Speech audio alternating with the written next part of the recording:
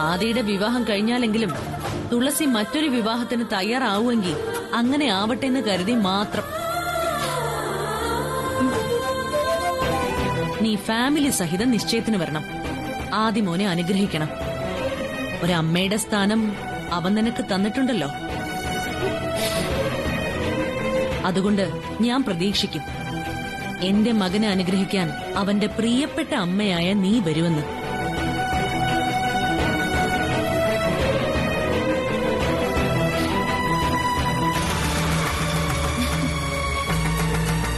ദുർഗാന്റി സമ്മതിച്ചു തന്നിരിക്കുന്നു. പ്രിയാന്റി മാത്രല്ല തുളസിയും പറഞ്ഞ ഞങ്ങളുടെ വിവാഹ നിശ്ചയത്തിന്. ആദ്യേട്ടൻ എന്റെ വിരലിന് മോതിരം അണിക്കുന്ന സീൻ കണ്ട് തുളസി ബോധം കെടുന്നു.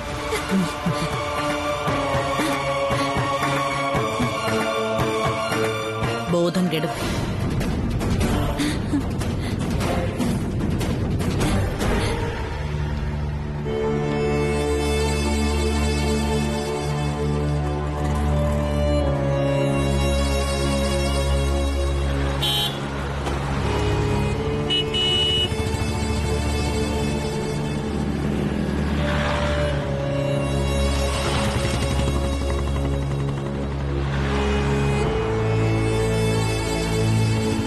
എന്തിനാ കാണണമെന്ന് പറഞ്ഞത്? എനിക്ക് ചില കാര്യങ്ങൾ സംസാരിക്കാനുണ്ട്. എനിക്ക് താല്പര്യമില്ല. താല്പര്യം ഉണ്ടെങ്കിലും ഇല്ലെങ്കിലും എനിക്ക് സംസാരിച്ചേ പറ്റൂ. ഇപ്പൊ പറയാനുള്ളത് പറഞ്ഞില്ലെങ്കിൽ ചിലപ്പോ പിന്നീട് ഒരിക്കലും പറയാൻ പറ്റിയില്ലെന്ന് വരും. അതുകൊണ്ടാ എനിക്ക് സംസാരിക്കണമെന്ന് ഞാൻ പറഞ്ഞത്. നമുക്ക് ഓഫീസിൽ വെച്ച് സംസാരിക്കാം. ഓഫീസ് മാറ്റർ അല്ല, ഫാമിലി മാറ്ററാണ്. എന്നെയും പ്രസയും സംബന്ധിക്കുന്നത്, നമ്മുടെ കുടുംബങ്ങളെ ബാധിക്കുന്നത്. എന്റെ കുടുംബത്തെ സംബന്ധിക്കുന്ന കാര്യങ്ങൾ ഞാൻ നോക്കിക്കോളാം. അതിന് മറ്റുള്ളവരുടെ ഉപദേശവും അഭിപ്രായങ്ങളൊന്നും എനിക്ക് ആവശ്യമില്ല. പിന്നെ മറ്റുള്ളവരുടെ കുടുംബകാര്യങ്ങൾ ഞാൻ ഇടപെടാറുമില്ല. പ്രിയയുടെ ആരോഗ്യസ്ഥിതി വളരെ മോശമാണ്. കൃത്യമായി മരുന്ന് കൊടുക്കുന്നുണ്ട്. മനസ്സിന് വിഷമം ഉണ്ടാക്കുന്നൊന്നും സംഭവിക്കാതെ നോക്കാറുമുണ്ട്. പക്ഷെ അതുകൊണ്ടൊന്നും അവളുടെ ആരോഗ്യസ്ഥിതി മെച്ചപ്പെടുന്നില്ല. എനിക്ക് ചെയ്യുന്നതിനും പ്രവർത്തിക്കുന്നതിനും ഒക്കെ പരിമിതിയുണ്ട്. നിങ്ങൾക്ക് എന്താ വേണ്ടത്? ഭാര്യയുടെ ട്രീറ്റ്മെന്റിനുള്ള പണമാണോ? അതിന് ചാരിറ്റി സർവീസുകൾ നടത്തുന്ന ധാരാളം സംഘടനകളുണ്ടല്ലോ, അവരെ സമീപിച്ചാൽ മതി. പ്രസ, അപമാനിക്കുന്നതിന് ഒരു പരിധിയുണ്ട്. ഭിക്ഷ തന്നെയല്ല ഞാൻ വന്നത്. ഒരു പെൺകുട്ടിയെ ജീവിതത്തിലേക്ക് ചേർത്തത് അവൾക്ക് ജീവിത ചെലവുകൾ കണ്ടെത്തി നൽകാനാകുമെന്ന വിശ്വാസത്തിലാണ്.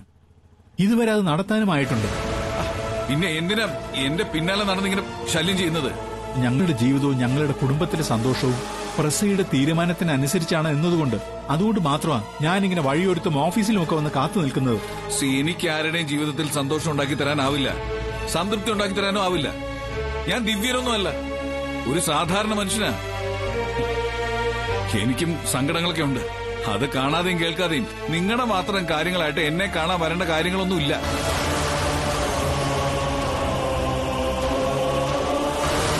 ആകെ പ്രസയ്ക്ക് കൂടപ്പറപ്പായി പ്രിയ മാത്രമല്ലേ ഉള്ളൂ.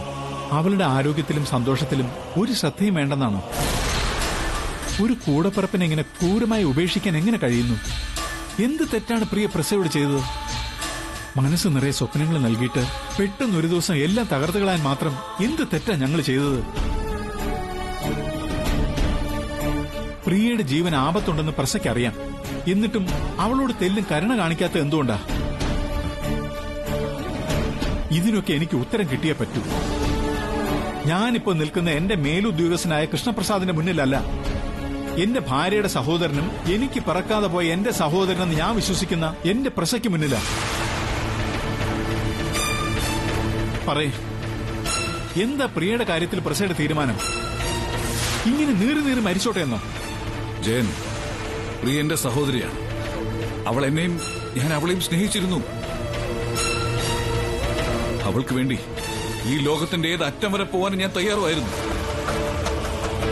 പക്ഷെ അവളിപ്പോ ആഗ്രഹിക്കുന്ന കാര്യം അതൊരിക്കലും എനിക്ക് സാധിച്ചെടുക്കാൻ കഴിയില്ല.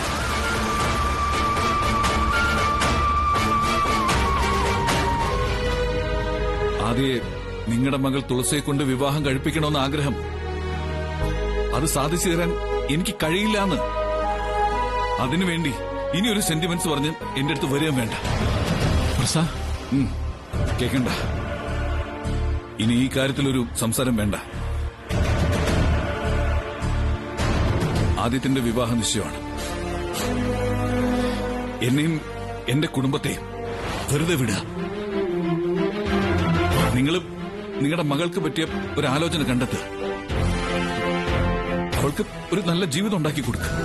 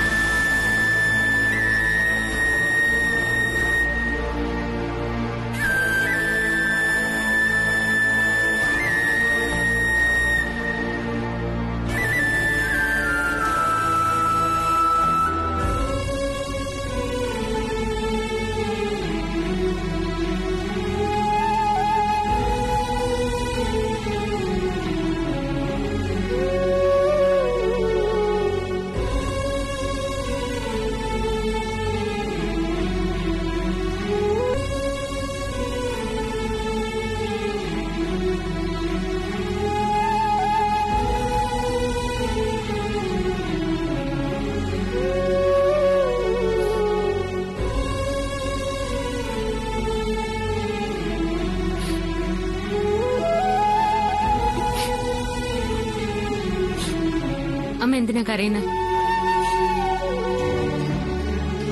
എനിക്കൊരു സങ്കടം ഇല്ലല്ലോ. ഇതൊക്കെ നമ്മൾ സഹിക്കേണ്ടതാ. നമ്മളല്ല, ഞാൻ മാത്രം സഹിക്കേണ്ടത്. എന്റെ മാത്രം തെറ്റുകൊണ്ട് സംഭവിച്ചത്. അമ്മയുടെ തെറ്റോ? എന്ത് തെറ്റ്? അത് പറഞ്ഞ് നിനക്ക് മനസ്സിലാവില്ല. മാത്രമല്ല, അതൊന്നും പറയാനുള്ള സാഹചര്യം ഇതല്ല. അമ്മയുടെ മനസ്സ് ശരിയല്ല. മരുന്ന് കഴിച്ചു പോയി വിശ്രമിക്ക. ഇല്ല, എനിക്ക് എന്റെ ഏട്ടനെ കാണണം, സംസാരിക്കണം. ഇപ്പൊ സംസാരിച്ചില്ലെങ്കിൽ പിന്നീട് ഒരിക്കലും സംസാരിച്ചിട്ട് പ്രയോജനം ഉണ്ടാവില്ല. എന്ത് സംസാരിക്കാനാ? എന്റെ മാതിയുടെയും കല്യാണം നടത്തണമെന്നോ? അത് എത്ര പ്രാവശ്യം സംസാരിച്ചു കഴിഞ്ഞതാ. വേണം, ഇനിയും സംസാരിക്കണം. എനിക്ക് എന്റെ ഏട്ടനോട് എന്തു പറയാം, എന്നോട് എന്തു പറയാം? അതൊന്നും മറ്റുള്ളവരറിയേണ്ട കാര്യമില്ല. അമ്മ വെറുതെ ഇപ്പൊ അവിടെ ചെന്ന് പ്രശ്നങ്ങൾ ഉണ്ടാക്കല്ല.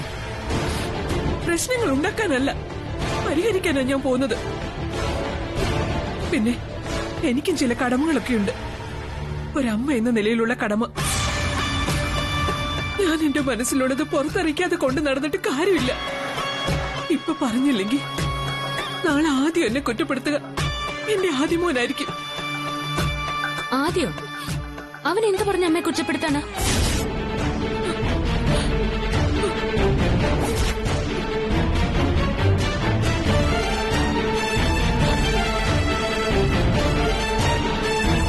പറയമ്മ, അവൻ എന്ത് പറയും? അതൊന്നും ഞാനിപ്പോ നിന്നോട് പറഞ്ഞ് നിനക്ക് മനസ്സിലാവില്ല. ഞാൻ ഏട്ടനെ കാണാൻ പോവാ. അമ്മ വേണ്ട. അമ്മ കരുതുന്ന ആളല്ല ഇപ്പൊ മാമൻ ആകെ മാറിക്കഴിഞ്ഞു. എന്റെ ഏട്ടൻ എന്നെ ഉപദ്രവിക്കുന്നാണോ നീ പറഞ്ഞു വരുന്നത്?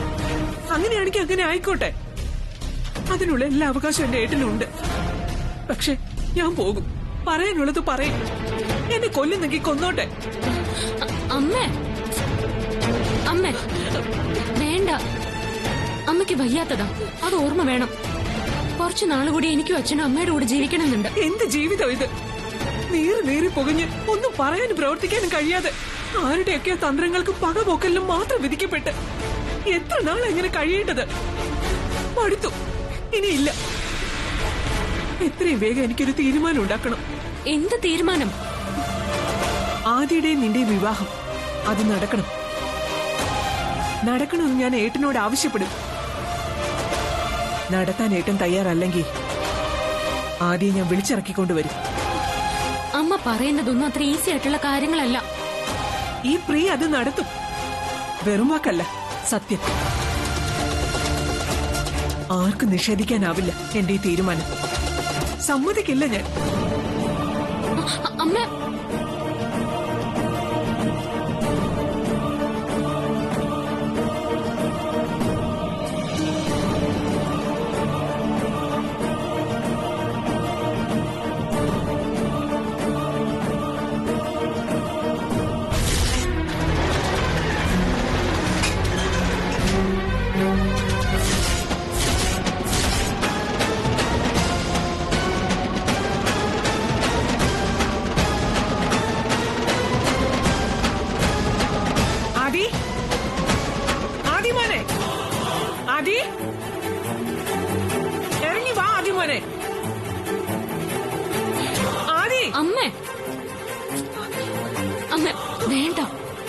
പ്രശ്നം ഉണ്ടാക്കണ്ട.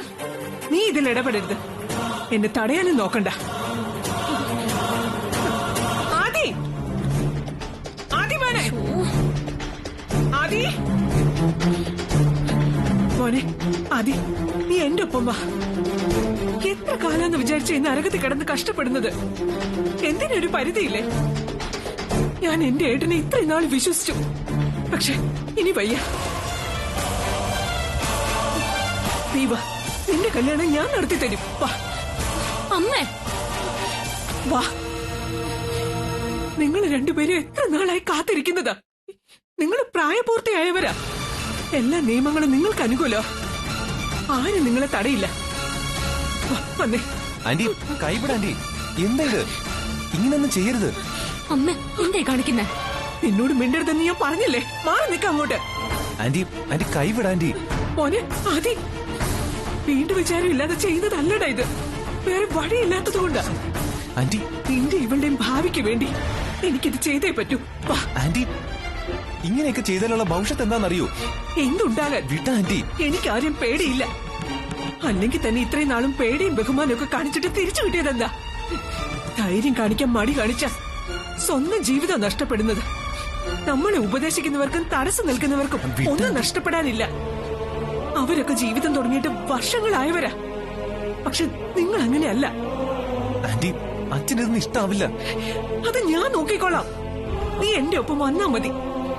ഈ വീട്ടിൽ കയറി വന്ന് നിന്നെ വിളിച്ചിറക്കി കൊണ്ടുപോകാനുള്ള അവകാശവും അധികാരവും ഉള്ളത് കൊണ്ടാ ഞാൻ വന്നത്. നീ വാ. ആന്റി വിട. വന്നേ. വിട ആന്റി. വന്നേ. അമ്മേ, അമ്മ എന്താ അമ്മേ? ആദ്യം വിട. ആന്റി വിട. ആന്റി ആദി, നിന്നോട് പറയാനല്ലേ പറഞ്ഞത്? അമ്മ പ്ലീസ്, ഞാൻ പറയുന്നത് കേക്ക്. ആന്റി പറയുന്ന കേക്ക്. വേണ്ട വിട. വാ ആദി. വിടമ്മേ. ആദി വാ. അമ്മേ, പറയാൻ ഇങ്ങോട്ട്. ആന്റി നീ ആരെയും പേടിക്കുന്നത്? ആന്റി കൈവിട. ആന്റി നിന്റെ അച്ഛനെയോ? ആദി ഇങ്ങോട്ട്. ആന്റി കൊല്ലുന്നെങ്കിൽ കൊല്ലട്ടെ. ഇങ്ങനെ ജീവിക്കുന്നതിൽ ഭേദം ചാകുന്നതാ. വാ. ഇങ്ങോട്ട് വരാൻ. ആന്റി നിന്റെ അച്ഛൻ വലിയ പോലീസ് കമ്മീഷണർ ആണെന്ന് വിചാരിച്ചേ എന്ത് കാണിക്കാന്നുള്ള ധാരണ വേണ്ട. നീയും എല്ലാവർക്കും ഒരുപോലെയാ. എല്ലാവരെയും എല്ലാം ഞാൻ അറിയിക്കും. ആന്റി വിട. എത്ര നാളായി നീ സഹിക്കുന്നത്? നിനക്ക് ഇവളെ ഇഷ്ടം, ഇവൾക്ക് നിന്നെ. വേറെ ആരുടെ ഔദാര്യത്തിന് വേണ്ടി പിന്നെ എന്തിനാ കാത്തു നിൽക്കുന്നേ? വാ ഇങ്ങോട്ട്. അമ്മേ, ബന്ധുക്കളാരോ ശത്രുക്കളാരോ എന്ന് പോലും തിരിച്ചറിവില്ലാത്തവരാ നിന്റെ അച്ഛനും അമ്മയും. ആന്റി അതുകൊണ്ട് നീ ഇവിടെ നിൽക്കണ്ട. ആന്റി വാ. ആന്റി പറയാൻ. ആന്റി വേണ്ട. അമ്മേ, തുളസി, അത് വേണ്ട. മാറി നിൽക്കണേ ഇങ്ങോട്ട്. ആദി, ഒരുപാട് താഴ്ന്നു നീ കൊടുത്തു കഴിഞ്ഞു. ഒരു മകനോടുള്ള സ്നേഹവും ഇഷ്ടവും ഇല്ലാത്തവരാ ഇവിടെ ഉള്ളതെന്ന് നിനക്കിപ്പോ വ്യക്തമായില്ലേ? പിന്നെ എന്തിനാ നീ ഇവിടെ നിൽക്കുന്നേ? എന്റെ കൂടെ വാ. അമ്മേ, വിടമ്മേ. ഇവിടെ തുളസി, ഞാൻ ജീവിച്ചിരിക്കുന്നതേ നിങ്ങളുടെ സന്തോഷം കാണാനാ.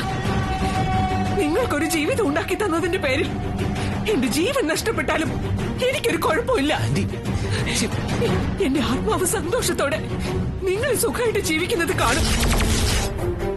നീ വാ ആദി, വാ. വേണ്ട ആന്റി. അമ്മേ, ഞാൻ പറയുന്നത് കേക്ക്. കൊല്ലട്ടെ, കൊല്ലട്ടെ. പ്രിയ,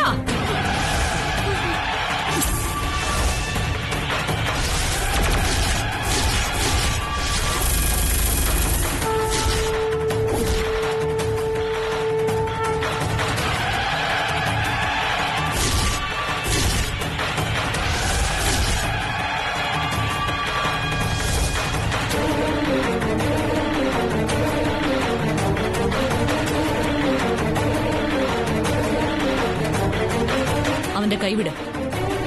എന്റെ മകന്റെ കൈന്ന് വിടാൻ. എന്റെ വീട്ടിൽ കയറി വന്ന് എന്റെ മോനെ തട്ടിക്കൊണ്ടുപോകാൻ നോക്കുന്നു. എന്റെ മകന്റെ മേൽ നിന്റെ നോട്ടം പോലും വീഴുന്നത് എനിക്ക് ഇഷ്ടമല്ലെന്ന് ഞാൻ നിന്നോട് പലപ്പോഴും പറഞ്ഞിട്ടുണ്ട്. പറയ്, ഇവന് മേൽ നിനക്ക് എന്ത് അവകാശമുള്ളത്?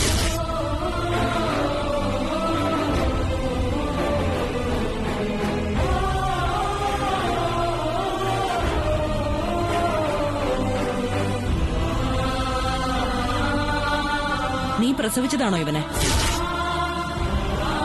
നിന്റെ വയറ്റിലാണോ ഇവൻ 10 മാസം കിടന്നത്? പറയടി.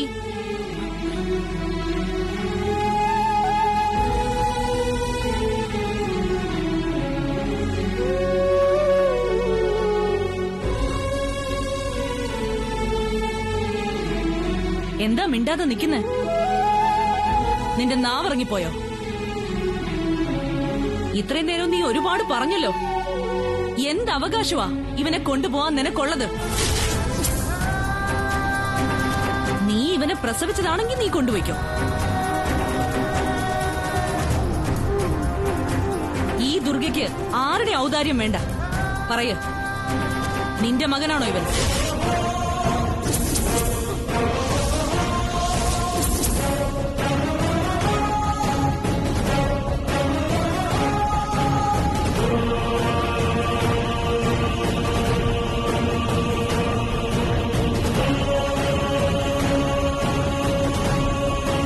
എന്തേ, നിന്റെ നാവിറങ്ങിപ്പോയോ?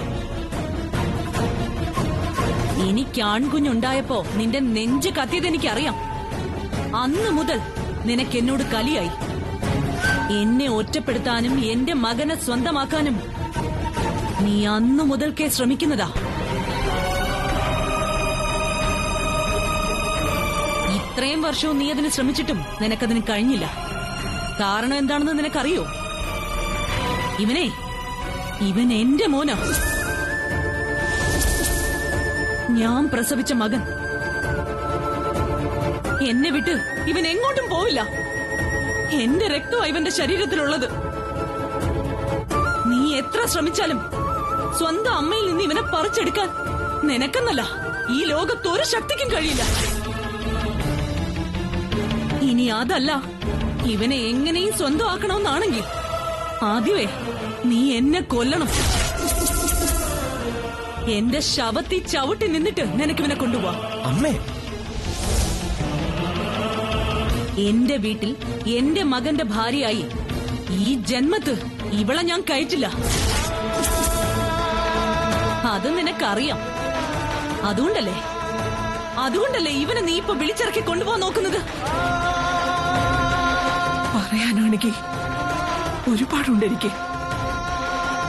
ഒരിക്കലും നിങ്ങൾക്ക് എന്റെ മുന്നിൽ പിടിച്ചു നിൽക്കാനാവില്ല.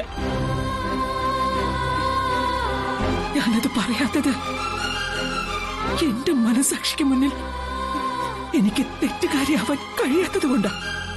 നീ എന്തും പറയുമെന്ന് എനിക്കറിയാം. ഇതിനു മുമ്പും എന്നെ നീ ജയിക്കാൻ നോക്കിയിട്ടുള്ളവളാ. ഇത്രയും കാലം നിന്റെ മകളാണ് അഹങ്കാരിയെന്നാ ഞാൻ കരുതിയിരുന്നത്. പക്ഷേ ഇപ്പൊ എനിക്ക് മനസ്സിലായി, അവളേക്കാൾ അഹങ്കാരി നീയാണെന്ന്.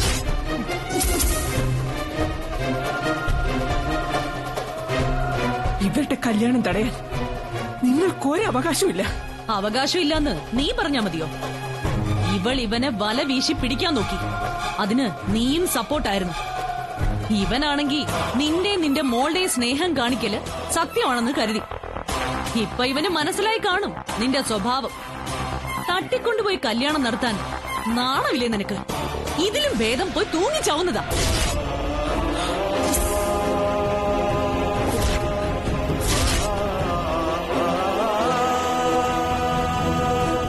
നീ അത് ചെയ്യില്ല. ആത്മാഭിമാനം എന്നൊന്ന് നിനക്കില്ലല്ലോ. എന്തിനും ഒരുമ്പെട്ട് ഇറങ്ങിയിരിക്കുകയല്ലേ? എന്തെങ്കിലും അന്തസ്സുണ്ടെങ്കിൽ നീ ഇവിടെ കയറി വരുമായിരുന്നോ? ഈ വീടിന്റെ പടി ചവിട്ടരുതെന്ന് ഞാൻ നിന്നോട് പറഞ്ഞിട്ടുള്ളതല്ലേ?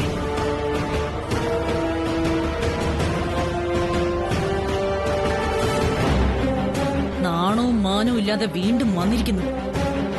ഇവിടെ ഇവന്റെ വിവാഹം നിശ്ചയിക്കാൻ പോകുന്നത് അറിഞ്ഞപ്പോ സ്വസ്ഥതയില്ലാതായല്ലേ? നിന്റെ സഹോദരൻ സമ്മതിച്ച് നടക്കുന്ന ചടങ്ങായത്. നിന്റെ ഈ മോളെ പോലെ മറ്റൊരു പെൺകുട്ടി ഉണ്ട് ഇവിടെ. അവൾക്ക് ഇവനെ ഇഷ്ടമാ. അവളുടെ ജീവിതമാ നീ ഇല്ലാതാക്കാൻ നോക്കുന്നത്. ആതിരയുടെ സ്വപ്നങ്ങൾക്കും പ്രതീക്ഷകൾക്കും ഒരു വിലയില്ലേ? നിന്റെ ഈ മകൾക്ക് മാത്രമാണോ സ്വപ്നങ്ങളും ആഗ്രഹങ്ങളും ഒക്കെ? ആതിരയുടെ കണ്ണീര് വീണ നിന്റെ ഈ മകളുടെ ജീവിതം ഒരിക്കലും ഗതി പിടിക്കില്ല.